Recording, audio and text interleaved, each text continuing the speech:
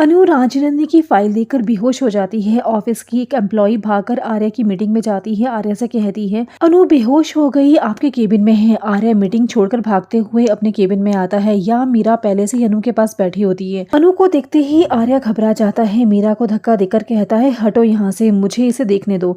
आर्या अनु की सांसें चेक करता है, फिर उसे उठाने की कोशिश करता है, पर अनु में कोई हलचल नहीं होती। तो आर्या मीरा से कहता है, इसे हॉस्पिटल लेकर जाना पड़ेगा। फिर आर्या अनु को गोद में उठाकर उसे हॉस्पिटल लेकर जाता है। आर्या को अनु के लिए पॉजिटिव देखकर मीरा चौंक जाती है। रानी से आर्या की तरफ देखती है। फिर झेंडे और मीरा भी आर्या के साथ हॉस्पिटल जाते हैं।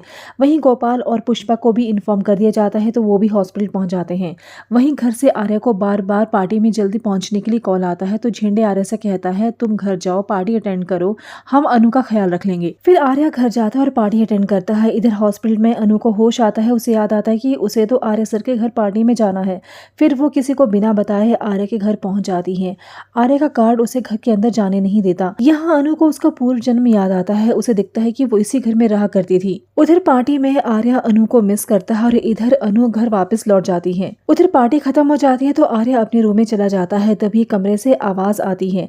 मानसी हर्ष से कहती है, ये आवाजें तो ब्रो इन लॉ के सीक्रेट कमरे से आ रही हैं।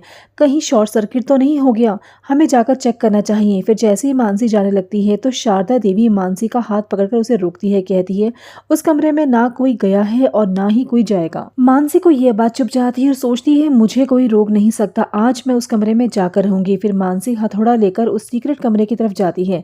अब देखना होगा क्या मानसी दरवाजा तोड़कर कमरे में चली जाएगी, क्या होगा आगे कहानी में। जानने के लिए देखते रहिए तुमसे तुम तक शो के लेटेस्ट अपडेट्स के लिए सब्सक्राइब करें हमारे चैनल टेली क्लब को।